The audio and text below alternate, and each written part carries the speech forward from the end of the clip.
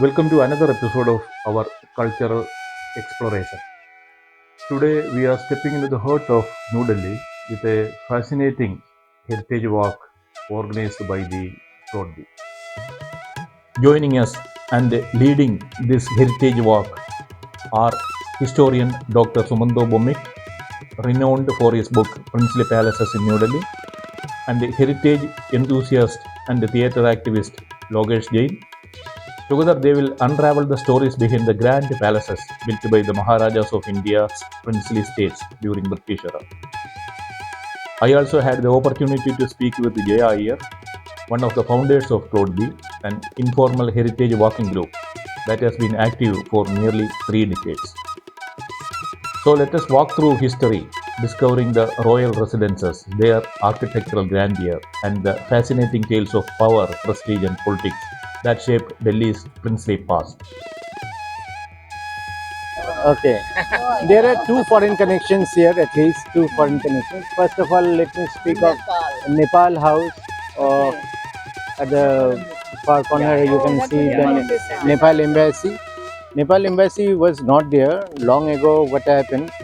And these places were actually princely states were given plots here. So we have to give a background to it.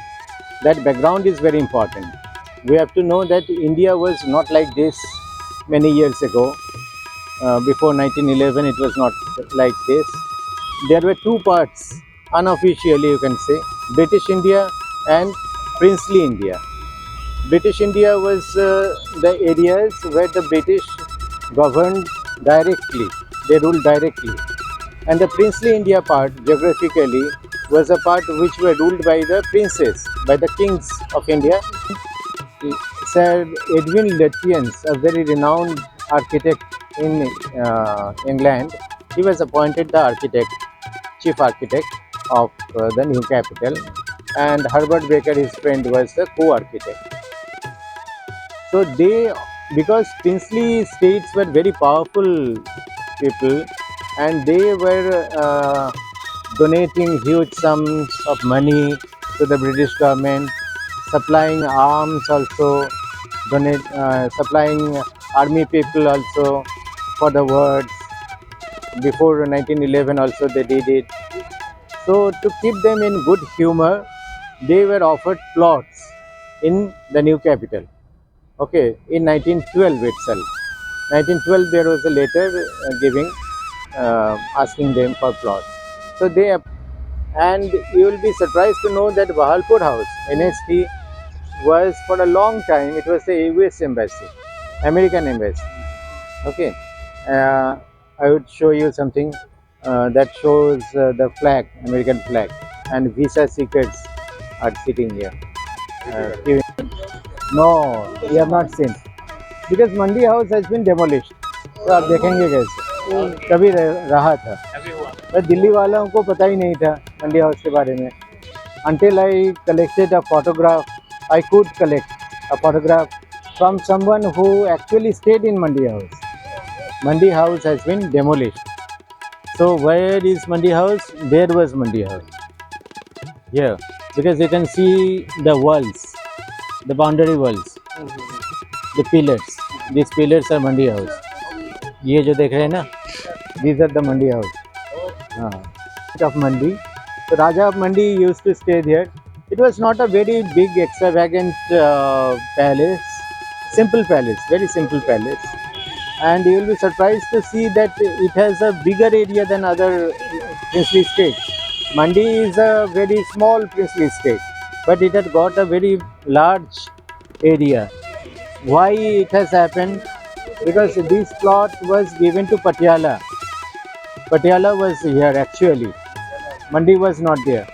C hexagon. In the C hexagon, when the plots were allotted, one plot was allotted for Begum of Bhopal. And Begum of Bhopal said that I will build a girls' school here. So, girls' school.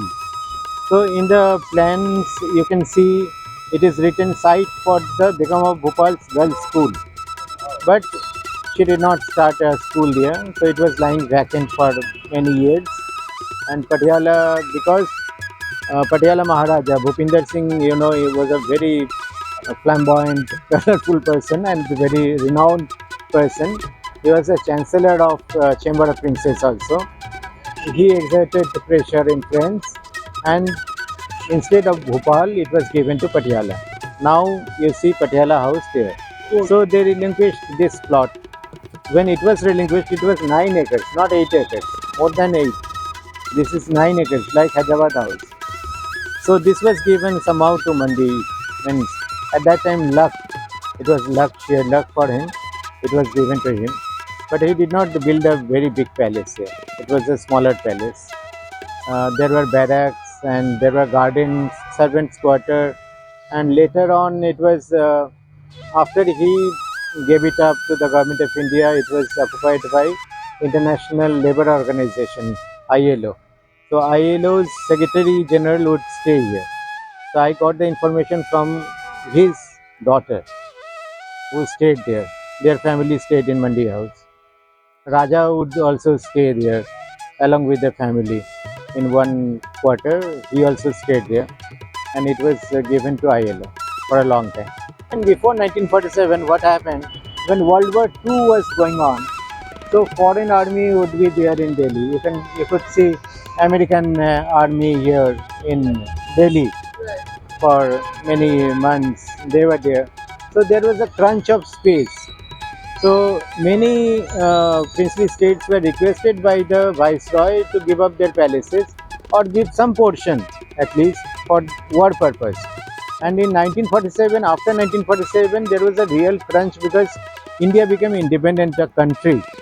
And now there was a problem that embassies would come. Many embassies came here. Where do they stay?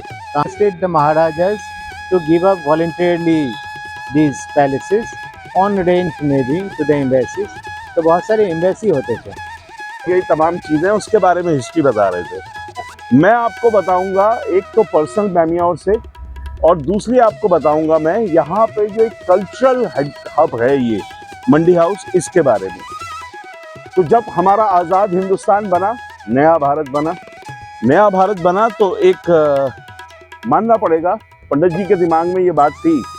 आज पंडित जी को सब लोग गाली देते हैं, नेहरू साहब को, पर उनके दिमाग में कहीं पे ये बात थी कि भाई हमारे देश किसी भी जगह भी जाए तो इसकी पहचान उसकी संस्कृति से, कल्चर से होती है.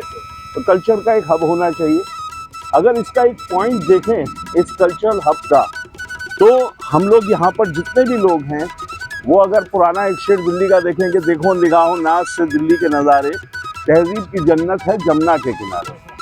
हालांकि जमुना का पानी यूज़ नहीं होता था पीने में, पानी बहुत बढ़िया तब भी नहीं था शायद, है ना. तो पानी कुछ और दूसरी जगहों से आता था. लेकिन मंडी हाउस एक कल्चरल हब बना. तो एक ब्रीफ इंट्रोडक्शन से मैं सारी चीज़ें बताना चाहूँगा. सबसे पहले हम मिले थे तिलक मार्ग पे. तिलक मार्ग में वहाँ पे अगर देखें तो वहाँ से इधर भावलपुर हाउस का रास्ता दिखाई देता है. देन फिर वहाँ पे सुमंतों ने बताया भावलपुर हाउस के बारे में. देन उसके बराबर वाली रोड है भगवान दास रोड. यहाँ 7 सड़कें मिलती हैं. भगवान दास रोड के बाद आती है अपनी प्रॉपर्टी कस्माक के बाद ये फिरोजशाह रोड, देन फिर ये अब बाराखंबा रोड और तानसेन मार्ग.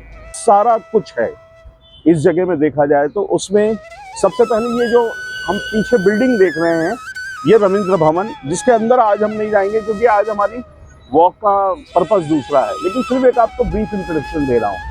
इसमें ये हबीबुल रहमान साहब जो हैं उनका बनाया हुआ आर्किटेक्ट, और बहुत ही खूबसूरत बिल्डिंग है. 3 अकेडमीज हैं इसमें, साहित्य अकेडमी, ललित कला अकेडमी और संगीत नाटक अकेडमी. और इन अकेडमीज के अलावा इसमें अपनी ऑडिटोरियम है. एनएसडी भी था इसमें, पर एनएसडी को बाद में यहाँ से हटा दिया गया.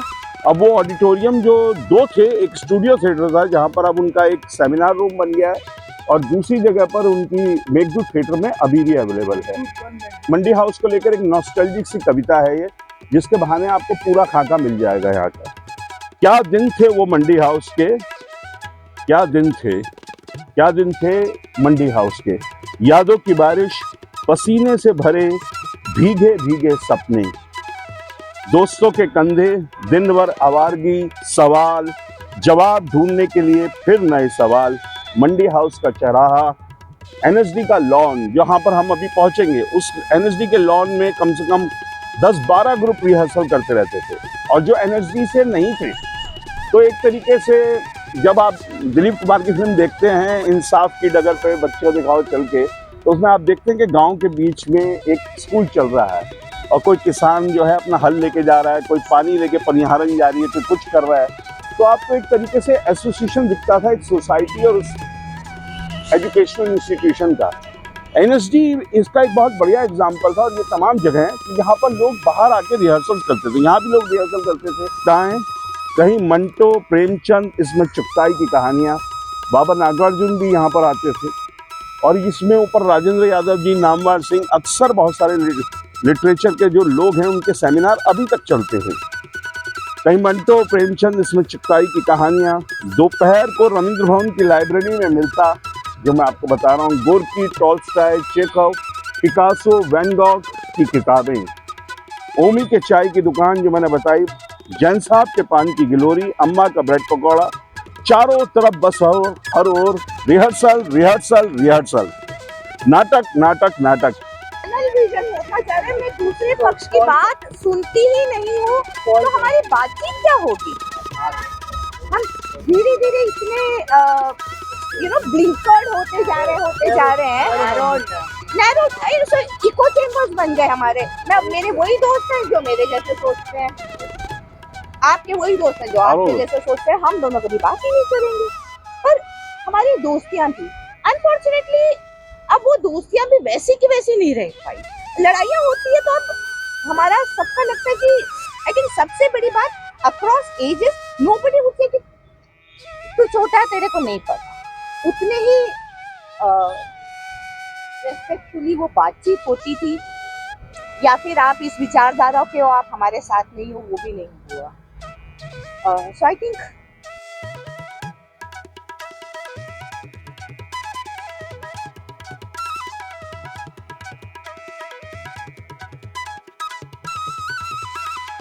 that it was J Circus, जैसे हम C Hexagon कहते हैं, India Gate was named as C Hexagon। मतलब Lutyens, when he was given the charge of planning New Delhi, new capital, he divided it into 169 blocks, okay, and named each square as A, B, C, D to Z in New Delhi. So this one, the India Gate Circle was known as C Hexagon, और जहाँ से हम आए मंडी house was known as J Circle, J Circus. J Circus was Mandi House area, that was for Punjab. So Copernicus Marg was, what was the name of Copernicus Marg earlier, do you know?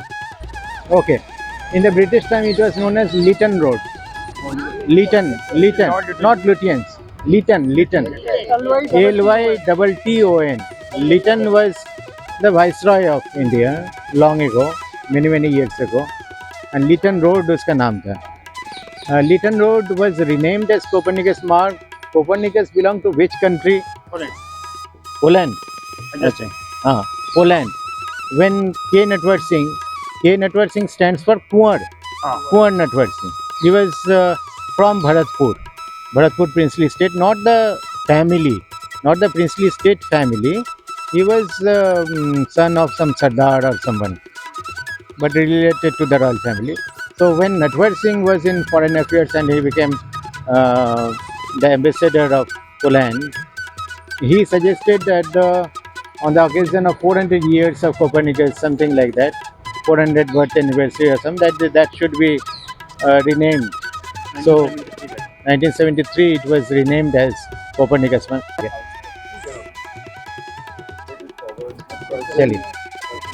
This is we are in front of Travancore House. Okay, ये सब तो पुराना ही है, renovation हुआ है.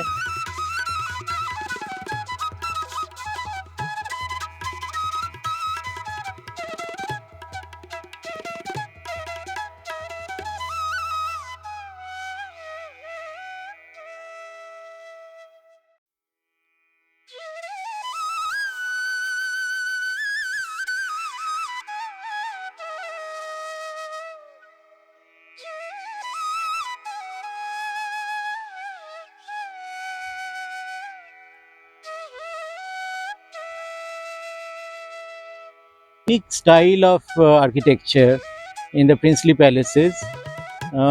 जो एक कलम है विक्टोरियन, ये डॉरिक कॉलम है, और ऊपर भी देखिए अभी भी स्टेट एम्बलम उसको हटा नहीं पाए हैं, अभी भी स्टेट एम्बलम लगा हुआ है ना वहाँ पे। और ये पैलेडियन स्टाइल, नियो क्लासिकल स्टाइल में बनाया गया है ये पूरा चीज़। वाइट कलर ये पहले भी था, ये रिनोवेशन करने के बाद और भी अच्छा लग रहा है आजकल। For a long time it was lying abandoned and not cared for because there was a Yeah, you are one of the founders of Cloudseed. Yeah. And how it was started? So actually there were 3 of us friends, and at that point we were all working at this Academy of Fine Arts and Literature. I used to do some theatre work there. Ayush was working with the communities, and Kishore, the other founder member, was looking after their community and art programs. So we were friends, we were just having a chat, and we had lots and lots of stories about Delhi. Ayush from his own outdoor experiences and explorations, Kishore being a historian and somebody committed to community habitations, and I just being a Dilli wala and living in Karol Bagh. So we thought, why not go and explore these areas? And we thought, why should we do it alone? Why don't we ask some of our friends to come, saying, are you interested? Come for a walk. We are going on Sunday, such and such place. We would have a meeting point. And at that point, we actually used to call people on landlines. And then over a period of time, they would bring their friends and whatever, a lot of coordinational issues because nobody had mobiles or whatever. And then we started sending emails, and then we started bringing out a newsletter of the walks. It's just not about heritage buildings or monuments. What really interests us as a city was also how people were interacting with it, the natural heritage of trees and birds, waterways, and slowly our own vocabulary and understanding of Delhi started developing. And we had a lot of brainstorming. Should we turn it into an organization? Should we have a formal setup? Should we take fundings? What kind of being should we be? A lot of existential questions around that. But then we finally, over a period of time, we said no, we are not this, we are not that, we are not an organization, an NGO, an institution. We don't want to work only with schools, we don't want to work only with historians. That it's a citizen-led initiative that has no formal head or a structure. It's And demerits. Now you have moved out of Delhi. So what happens? Suppose if there is no leader, no such a formal setup, so it may even end up. yes, we kind of looked at it.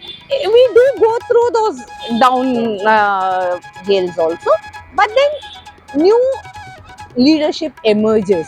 Like Sumanto joined almost 10 years after we started Cloud Day. Right. And then there were other people who joined later. Lokesh joined a year or so later. So people kept coming and people kept taking leadership, and we have a loose kind of a core group, but not very formal. So like now Joy is taking a lot of leadership, you're taking leadership, so you will become part of the core group. Maybe older people will move out or become busy, but it's okay, the work continues. And One thing I noticed is because these people who are is taking lead for the particular work, they research alone, and this research you have not documented anyway. you're they- doing it. Yeah, I started doing. Yeah, I understand it, but there, as you are saying, we are able to do it also because we have no formal commitment to it. Right. We do it because we love it. There is joy in doing this. But if I have to go, and I may not be a report writing person. There are some of us like Ayush used to bring out a newsletter, and then we used to sometimes write on a blog. At least on Facebook, things used to be written. Now even that's not getting done. I'm sure at some point somebody else will come and give it. prominently written, but government of Kerala. So how does Kerala has anything to do with Kerala? Kapurthala is in Punjab. So what happened that Kapurthala was given this plot, allotted this plot, Maharaja of Kapurthala, but Kapurthala was also a very rich person, very rich state. Jagatjit Singh built many palaces, French palaces in his own state. अगर कपूरथला अभी जाएंगे तो you will see Jagat Singh College, which has been transformed into NDA or something, some सैनिक school हो गया है अभी, and Moorish mosque, etc. But he said that I don't need such a big plot, I cannot afford to build a palace. So he gave it up, and Prabhankar Maharaja took it up. He bought it from the government. So the name still is Kapurthala plot, and Travancore for no reason just bought it and put it like this, and it is still just empty, nothing has been built. See, today we have walked around so many beautiful palaces, and but in your book there are many other palaces other than this, which has got more importance. Can you tell which palace do you think more prominent than whatever we have visited today? Well, Hyderabad House is the most beautiful and the prominent palace in New Delhi, and it was because of the prestige and the status the Nizam of Hyderabad had in India.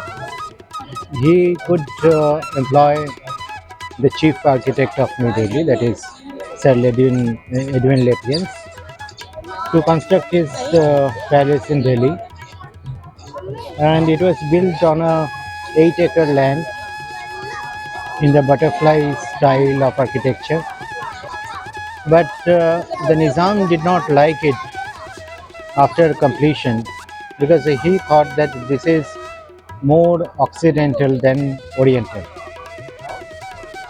Because if you look at the architecture of the Hyderabad House, it is a butterfly plan, okay, neoclassical, but Lutyens had employed European motifs on it.